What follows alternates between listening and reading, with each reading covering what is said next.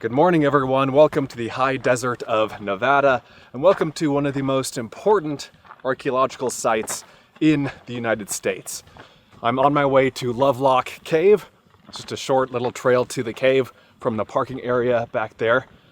This is a cave that was used by Native Americans for thousands of years, starting from about 2600 BC to about 1800 AD. This is a cool little trail. We're going right underneath this cliff here toward the cave, which I think is over in this direction.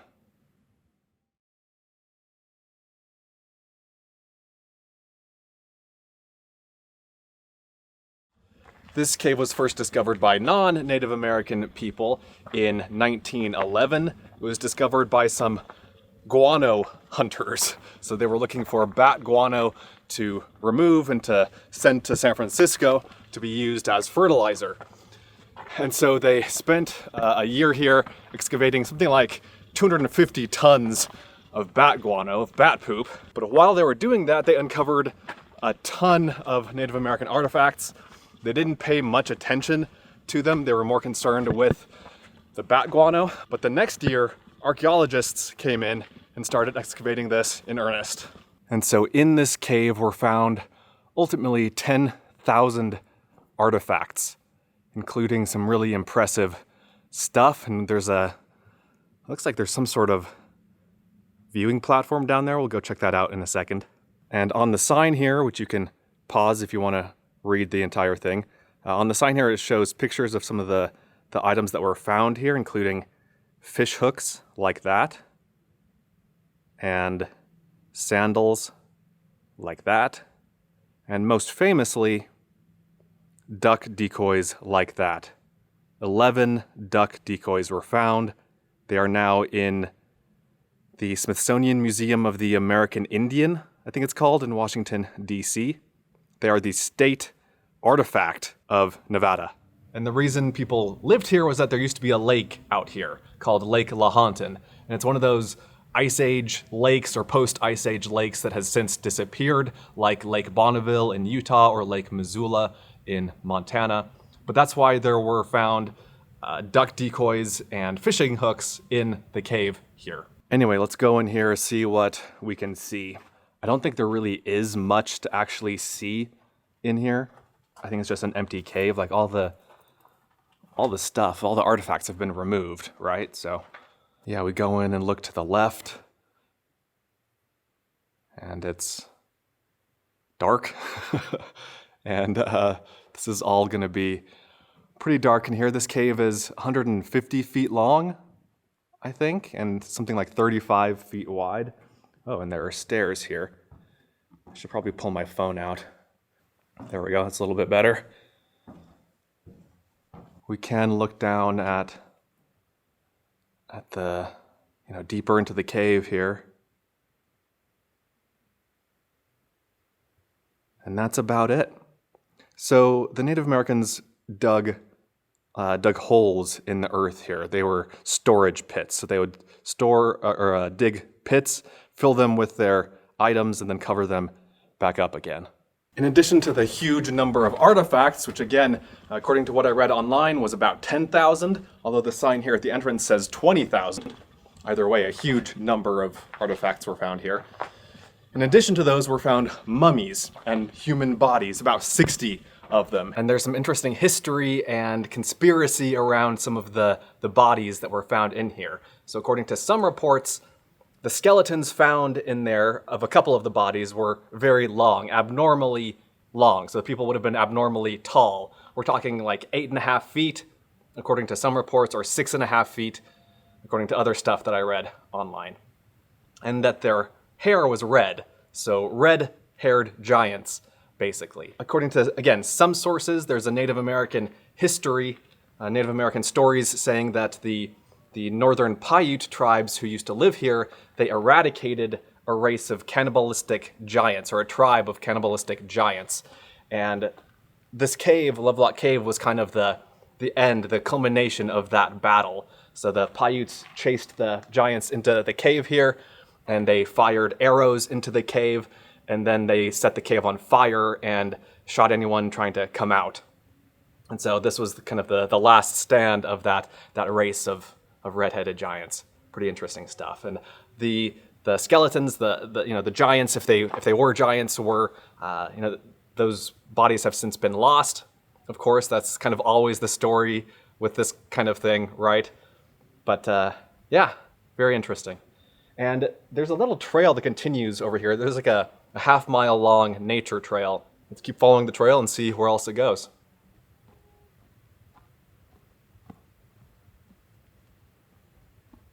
Here we have a sign that talks about, again, the lake that used to be here, Humboldt Lake, and all of the resources it provided as far as tools and shelter and food.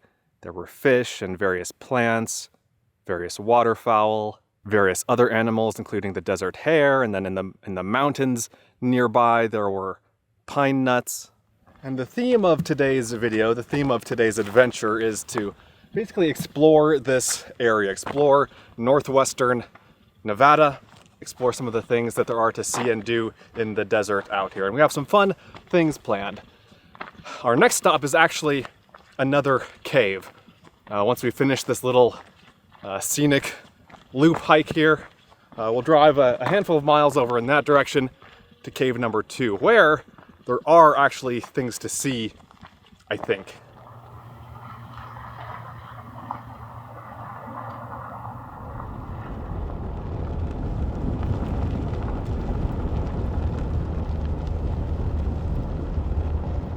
While driving to the next spot, I spotted something moving out here, some sort of animal. Coyote, maybe? Yeah, it looks like a coyote.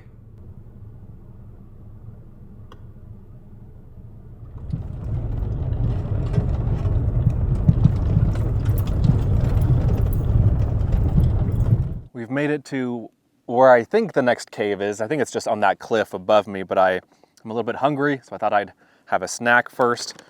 I'm eating some hummus with olive stuff on it and crackers. It's called olive tapenade hummus. Never seen this before. This is like olive, kind of crushed up olives in the middle. And it's good. I like it. If you're an olive person and if you see this at the store, get it. Try it out. I like it.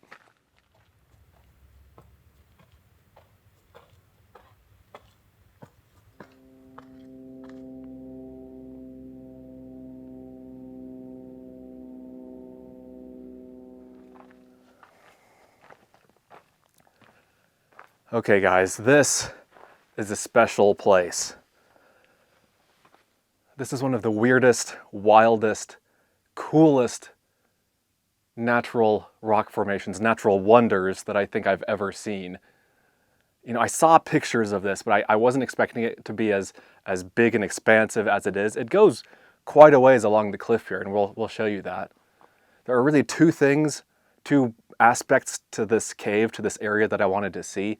The first was just the cave itself, the rock formations themselves, and we'll get to the other one in a minute. So this is all limestone, and these formations are called tufa formations, T-U-F-A.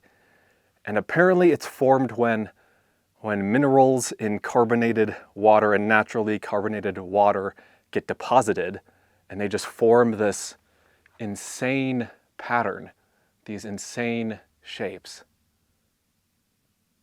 It is so cool.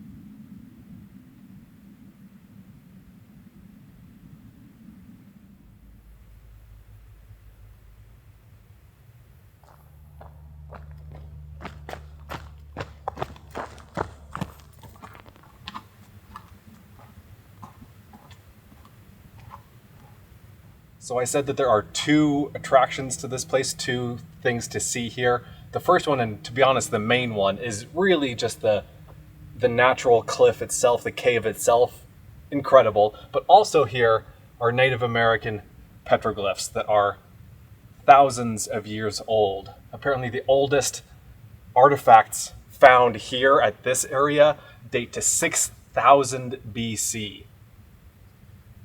Unbelievable.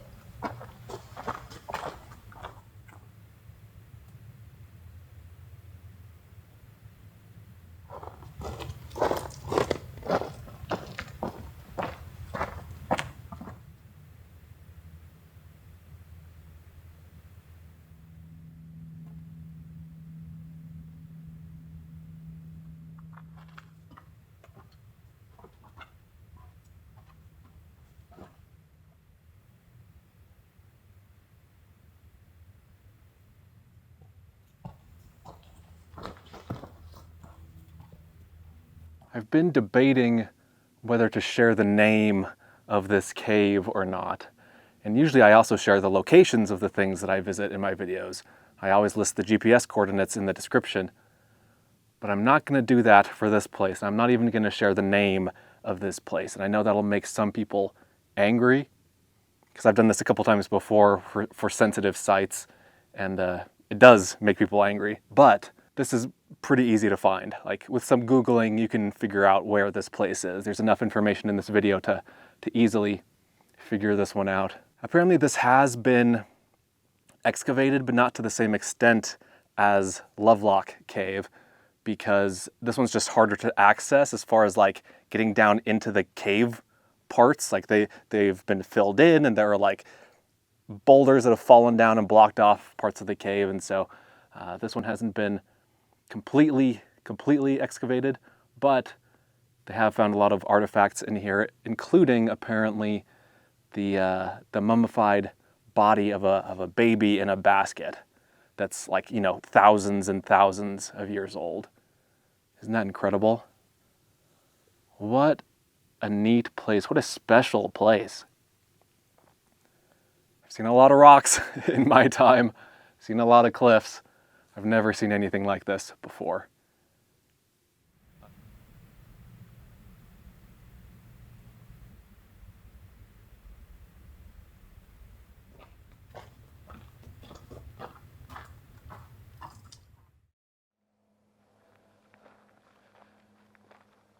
This thing is called the Tombstone, and it's smaller than I thought it would be, to be honest.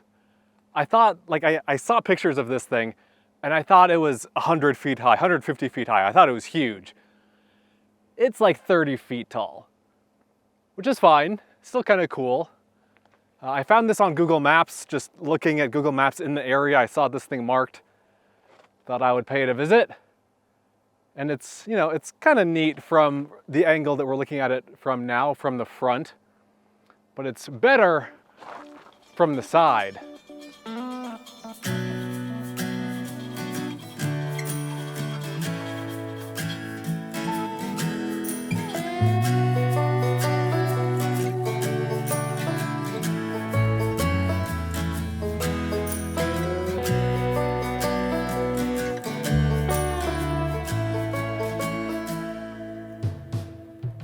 From the side here, you can see how it's only a few feet wide. Kind of neat. I guess it was worth visiting. I can check this one off the list. But if I'm short on time, I don't know if I would make the effort to come out here. And we've traveled a few miles further east, sort of along I-80, which is this big noisy highway that you can see over there. And I wanted to show you guys this thing, which is some concrete on the ground.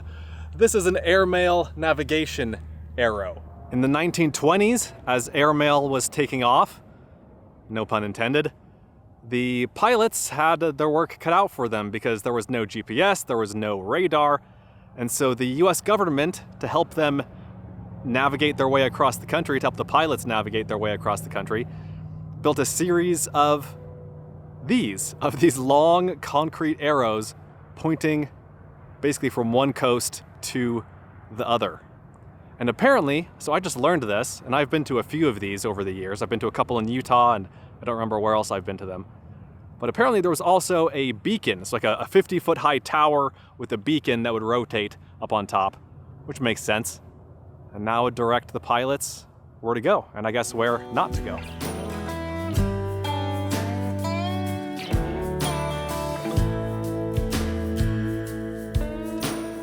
And like I said, there are a bunch of these across the country that you can still see. The towers, the beacons were mostly dismantled for their metal during World War II to, use the metal as scrap during the war effort. And so, that's that. I love these things. I think they're so cool. Next up, we're gonna go to these mountains behind me.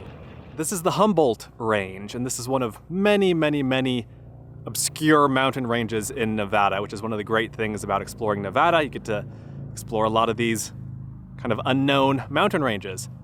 The highest point in these mountains is this mountain right here. It's called Star Peak, elevation 9,820 feet, or somewhere thereabouts. And we are gonna go drive into these mountains. So I was looking at the map last night, and I saw that there's a decent road that cuts through the mountains over here at this gap. And so we're gonna drive up and over the mountain range over here, and then we're gonna climb one of those mountains, either that one right in the middle or the one just to the right of it. Because the road does go right by those mountains, it's not a very difficult or long hike to get to the top of one of those mountains, and so that's what we're gonna do. I figured as long as we were in the neighborhood, we might as well bag a peek while we're at it.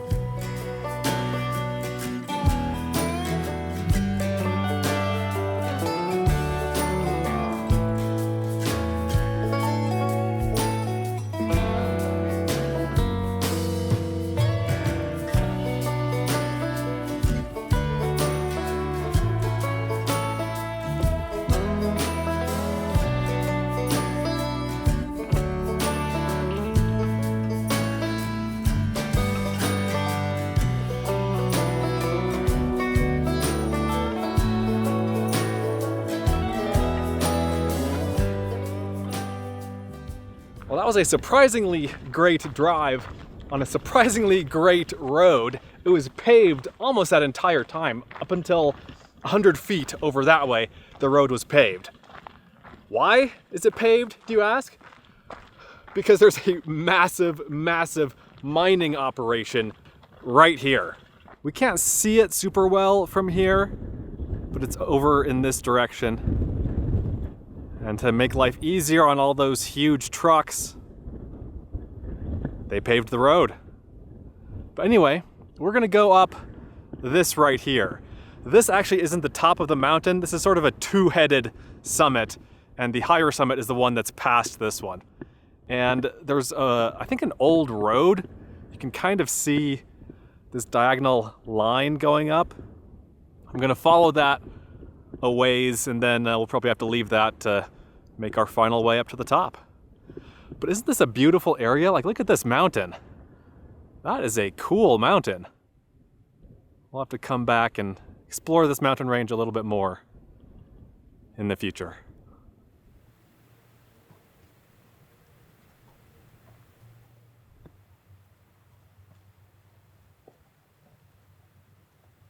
Look at these massive trucks over there. I think that truck in the middle is about to dump the load it's carrying. Yeah, there it goes.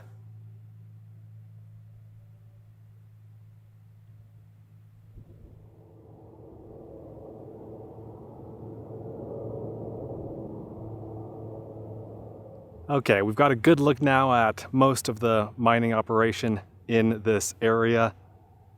I don't know where the mining is actually taking place. Maybe up here. You can see that road leading up to the top of the mountain. And some heavy machinery right here. A couple of trucks bringing down the rock, and they dump it out here. So I looked it up, and this is a gold and silver mining operation, which makes sense because The mountain that I'm climbing is actually called Gold Mountain. And this is called the Rochester Mine, I believe. And it's operated by a company called Core Mining. And they use a method called heap leaching to extract the precious metals. From what I understand, it's basically a series of chemical reactions that are used to separate the gold and the silver from the ore, or from the rock, basically. And I just left that little road behind, by the way, that old dirt road that I was following, that old 2-track was down here. I left that to go basically straight up the mountain here.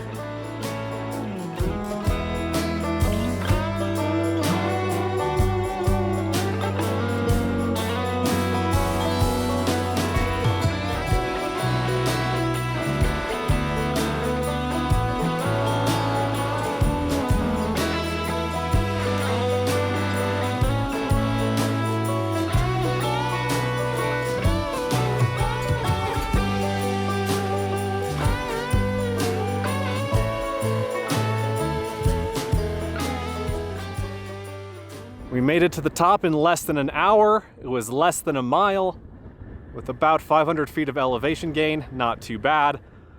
I parked down over there somewhere. That's the pass where I parked. And then here is the mining operation. Interestingly, from the top of the mountain here, we can see an entirely new sector of the mine right here. Isn't that crazy? Look at all that. Up there too. And then continuing around, we have what looks like a dry lake bed in the valley out that way. And then just more mountains and more desert. That's kind of the theme of Nevada. There's always more mountain, there's always more desert. I love it. There is a summit register that I just signed. It's that peanut butter jar right there. The last people to climb this mountain and sign the register were about 3 years ago, and about 2 years before that, so it does not get climbed very often. Also, I just noticed this on top. What is this? It's a little square of rocks with an X in the middle, and it's been nailed down. Something mining related? Huh. It's very windy and very cold up here. I'm not gonna linger. We're gonna head right back to the car and then probably go find a campsite somewhere down here. I'll see you there. Welcome to today's campsite. Decent spot, great views, quiet, peaceful, and with a view of the mountain that we just climbed. So this is Gold Mountain right here. And we're on BLM land now. The mountain was on BLM land too, even though there's lots of mining stuff around. And there is mining stuff around over here too. Like we have this tank thing, whatever that was. Anyway, we're gonna end the video here in a minute. We're also ending this trip here. So this trip, I think this is day 32 of this road trip. I started in Wyoming, went into Idaho, and then Montana, and Washington, back through Idaho into Washington, and then up into British Columbia and to Alaska. From there, I went back into British Columbia and then over to Alberta. I drove through the Canadian Rockies there, back into, was it Montana that I went back into? I don't remember. Back into the US, and then back into Washington, back to Seattle, from Seattle to Oregon, and then Northern California, and then now we are in Nevada. 7,000 miles of driving in about a month. Pretty crazy. It's been an amazing trip, the trip of a lifetime, really. And I hope you guys enjoyed being along for the ride. Oh, and look what I just found on the ground. A crusty utility knife. I'll take that home and see if I can get that cleaned up. I find a surprising number of knives when I'm out doing stuff like this. This is probably the 4th or 5th I've found while filming videos. Great day, beautiful place, great trip. I keep thinking about that cave. Nameless Cave, we'll call it. That was so cool. I sent a picture of it, or of me inside of it, to my wife, and she wrote back saying, "You look like you're in the large intestine of a dragon." I thought that was a great way of putting it. That's kind of what it felt like. It felt otherworldly. It felt like I was not inside a dragon, then in like a dragon's lair, in a dragon's cave, or the Cave of Wonders. That's a phrase that kept going through my mind. I think that's from Aladdin. Doesn't he go into the Cave of Wonders to find the lamp? Anyway, that was a remarkable place, and I'm really happy I was able to go there. This is not actually the end of my day. I like ending my videos at a campsite, but it is currently 4:30. I have about 6 hours of driving to do still today. I'm going to try to get to my mom's house in the Salt Lake area, which again is about 6 hours east of here. So we're going to wrap this up. Hope you guys enjoyed the video. Hope you enjoyed the adventures again from today and from this trip. The next trips are already getting planned, already in the works. It's fun to embark on a long trip like this. For me, the first handful of days on a long trip are a little bit overwhelming, almost daunting. Like I have so much ahead of me. It's like, oh man, I have so much to do, so much I want to see. But then once I get a few days into it, it's like, okay, this is awesome. This is fantastic. And then, it's like that for a few weeks. And then at the end of a trip like this, it's bittersweet. I'm really excited to see my wife again, to get back home, to be comfortable in my bed, to be cuddling with my dog, taking him for a walk, There's a lot to look forward to.